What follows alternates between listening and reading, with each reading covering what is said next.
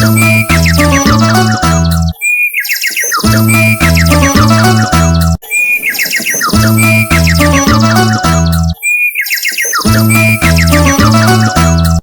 శాంతి friends, మనం రోజు Murali discussion చేయడం వల్ల నాకు పాయింట్స్ అన్ని బాగా గుర్తుంటున్నాయి ఫ్రెండ్స్. అలాగే అన్నకు కూడా నేను అన్ని పాయింట్స్ చెప్తున్నాను.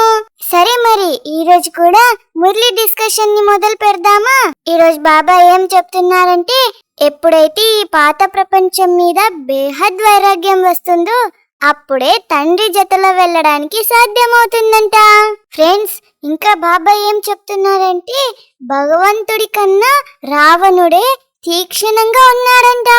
ఎప్పుడైతే వాడు మన నుండి రాజ్యం లాగేసుకుంటాడో అప్పటి నుండి వాడు విఘ్నాలు వేస్తూనే ఉంటాడంట.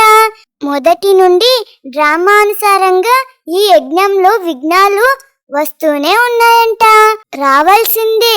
మనము పతిత ప్రపంచం నుండి పావన ప్రపంచానికి వర్గాయితులుగా అవుతున్నాము అన్నప్పుడు ఖచ్చితంగా పతిత మనుషులు విఘ్నాలు వేస్తారు అని బాబా చెప్తున్నారు ఫ్రెండ్స్. దూరదేశీ యాత్రికుడు అని ఎవరికి అంటారో కూడా మనుషులకు తెలియదు, ఆత్మకి తెలుసు.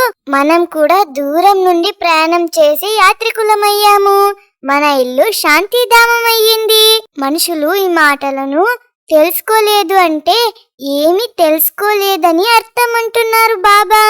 తండ్రినే తెలుసుకోలేని కారణంగా సృష్టి చక్రంను కూడా తెలుసుకోలేరంట ఫ్రెండ్స్. బాబా చెప్తున్నారు, నేను తాత్కాలికంగా జీవాత్మనవుతాను, మీరైతే స్థిరంగా జీవాత్ములుగా ఉంటారు. నేను కేవలం సంగమ యుగంలో కొంచెం సమయం మాత్రం కోసమే జీవాత్మనవుతాను. వాళ్ళు మనలాగా అవ్వరు. తండ్రి తన పరిచయాన్ని ఇవ్వడానికి ఈ జీవంలోకి వస్తారు, లేదంటే ఎలా తెలియజేయడం అని బాబా అంటున్నారు ఫ్రెండ్స్. ఆత్మిక తండ్రి ఒక్కరే అయ్యారు. వాళ్ళని శివ తండ్రి అని లేదా భగవంతుడని అంటారు. ఇది ఎవ్వరూ తెలుసుకోలేరంట ఫ్రెండ్స్. పవిత్రంలో చాలా బంధనం ఉంటుందంట, కానీ మనుషుల లెక్కలో వాళ్ళని వాళ్ళు ఆత్మని తెలుసుకోవడమే చాలా పెద్ద బంధనం అంట ఫ్రెండ్స్. ఇంకా తండ్రి ఏం చెప్తున్నారంటే, నేను ఎవ్వరిని వదలను, అందరినీ పిలుచుకొని వెళ్తాను.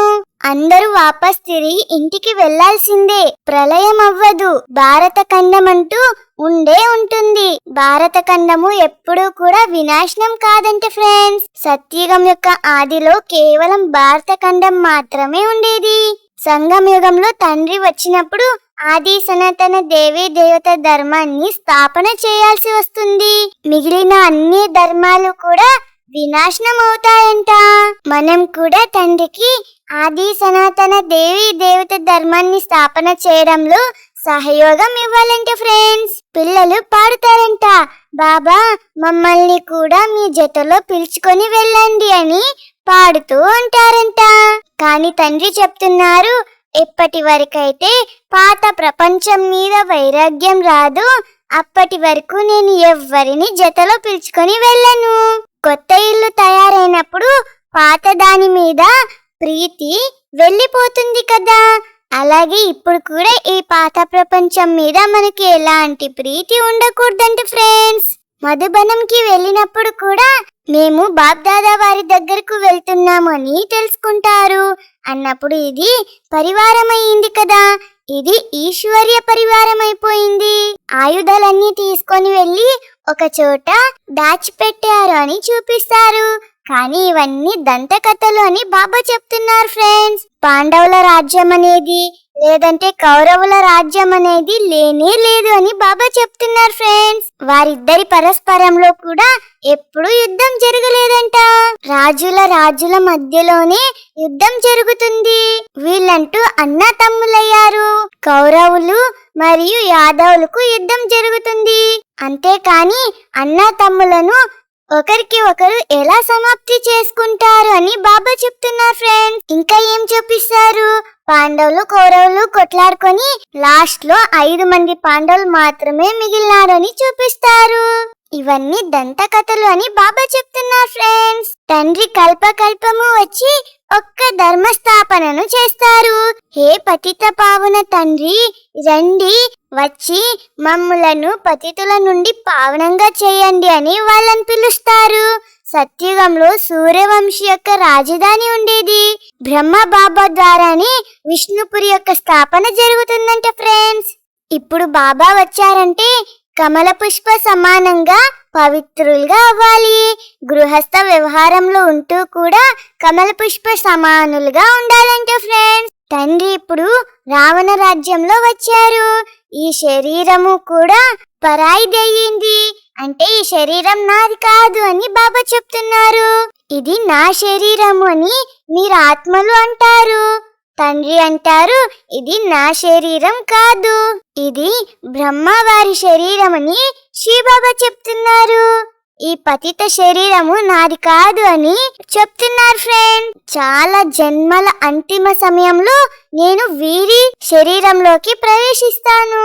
ఎవరైతే నంబర్ 1 పావనులుగా ఉంటారో వాళ్ళే లాస్ట్ లో వికారులుగా అవుతారంట ఫ్రెండ్స్. మొదట 16 కళ సంపూర్ణలుగా ఉంటారు. ఇప్పుడు ఎలాంటి కళలు లేవు. వాస్తవంలో అందరూ పతితంగా అయిపోయారు. అందుకే బాబా మన కోసము దూరదేశం నుండి ప్రయాణం చేస్తూ ఇక్కడికి వచ్చారు. మనల్ని పవిత్రులుగా చేస్తున్నారు. ఇక్కడికి వచ్చి పాత్రను కూడా అభినయిస్తున్నారు వాళ్ళు. ఫ్రెండ్స్, మనం ఎవ్వరికి కూడా మీరు మాలలో రాలేరు అని చెప్పకూడదు. వాళ్ళు హృదయం నుండి బాధపడతారు. అందుకే బాబా కూడా చెప్తారు, మీరు బాగా పురుషార్థం చేయండి అని చెప్తారు. మనల్ని మనం పరిశీలించుకోవాలంట. మన బుద్ధి యోగము ఎక్కడా కూడా పోవట్లేదు కదా, శివ తండ్రి జతలోనే ఉంది కదా. మనది శివ తండ్రి జతలో ఎంత ప్రేమ ఉందో చూసుకోవాలంటే ఫ్రెండ్స్. చాలా మంది ధనవంతులుంటారు, కానీ వాళ్ళకి బంధనం ఉంటుంది. ధనవంతులకి పూర్తి నిశ్చయం కూడా ఉండదంట ఫ్రెండ్స్. కొంతమంది అయితే నెలకోసారో 2 నెలకోసారో వచ్చి రిఫ్రెష్ అవుతారంట. కొంతమంది పిల్లలకైతే పదే పదే తండ్రి వైపే ఆకర్షణమవుతుందంట. ఎలాగైతే సూది పైన తుక్కు ఉంటే అయస్కాంతం అతుక్కోదు కదా, అలాగే కొంతమందికి తండ్రి వైపు ఆకర్షణ కలగదంట ఫ్రెండ్స్. యజ్ఞంలో అనేక ప్రకారాల విఘ్నాలు వస్తాయి. ఈశ్వరుడంటూ సమర్థులయ్యారు, అయినా కూడా విఘ్నాలు ఎందుకని అడుగుతారు. ఇప్పుడు రావణుడు భగవంతుడి కన్నా తీక్ష్ణంగా ఉన్నారు అనేది మనుషులకి తెలియదు. ఇప్పుడు రావణుడి నుండి రాజ్యాన్ని వాపస్ తీసుకోవడానికి మనకు అనేక ప్రకారాల విఘ్నాలు వస్తాయి. డ్రామా ప్లాన్ అనుసారము కల్పం ముందు కూడా ఈ విఘ్నాలు వచ్చాయి, ఇప్పుడు కూడా వస్తున్నాయి, మళ్ళీ కల్పం తర్వాత కూడా వస్తాయి. మొదటి నుండి పతితుల విఘ్నాలు కూడా వస్తూ ఉంటాయి. శాస్త్రాల్లో ఏమేమో రాసేశారంట ఫ్రెండ్స్. కృష్ణుడికి 16,108 మంది రాణులుండేవాళ్ళు. సర్పము వాళ్ళని కాటేసింది అని కూడా చూపిస్తారు. అందుకే కృష్ణుడు నల్లగా ఉన్నాడని కూడా చూపిస్తారు. ఇంకా రామాయణంలో సీతను అపహరించడం జరుగుతుంది అని చూపించారు. కానీ స్వర్గంలో రావణుడే ఉండడంట ఫ్రెండ్స్. ఇక్కడంతా అసత్యము చాలా ఉంది అని బాబా చెప్తున్నారు. జ్ఞానం మరియు యోగంలో శక్తిశాలిగా ఉండాలంట ఫ్రెండ్స్. ఒకవేళ ఎలాంటి బంధనము లేదు అంటే ఇంకెప్పుడు కూడా బంధనంలో వెళ్ళి మరిచిపోయి కూడా బంధనంలో వెళ్ళి చిక్కుకోకూడదంట. బాల బ్రహ్మచారిలుగా అయి ఉండాలంట ఫ్రెండ్స్. ఇప్పుడు మనది ఎక్కే కళ అయ్యింది. ఇప్పుడు తండ్రి మన అంత దుఃఖంను దూరం చేసి శాపంను తీసేసి ఆస్తిని ఇవ్వడానికి వచ్చారు. తండ్రిని మరియు ఆస్తిని తలంపు చేయాలి. అలా చేస్తే చాలా అపారమైన ఖుషి ఉంటుంది. మనల్ని మనం పరిశీలన చేసుకోవాలి. మన బుద్ధి యోగము తండ్రి జతలో ఉంది కదా, ఎక్కడికి వెళ్ళట్లేదు కదా అని చూసుకోవాలి. ఫ్రెండ్స్, బాబా ఈ రోజు కూడా ఏం వరదానం ఇస్తున్నారో తెలుసా? సఫలత మూర్తి భవ అనే వరదానాన్ని ఇస్తున్నారు. సఫలత మూర్తి అవ్వాలంటే ఏం చేయాలి? స్వమానంలో స్థితమయ్యి దేహాభిమానాన్ని సమాప్తం చేయాలంట. అప్పుడే సఫలత మూర్తులుగా అవుతామంట ఫ్రెండ్స్. దీని అర్థం నాకు ఇంకా బాగా కామెంట్ బాక్స్ లో ఎక్స్ప్లెయిన్ చేయండి ఫ్రెండ్స్. తపస్సు చేయాలంటే సమయం తీసుకొని మరి యోగం చేయాలి, అంతేకాని కారణాలు చెప్పకూడదంట ఫ్రెండ్స్. సరే ఫ్రెండ్స్, ఇవి నాకు మురళి పాయింట్స్ ని ఇంకా బాగా కామెంట్ బాక్స్ లో ఎక్స్ప్లెయిన్ చేయండి. ఈ వీడియో మీకు నచ్చినట్టయితే మీ ఫ్రెండ్స్ కి షేర్ చేయండి.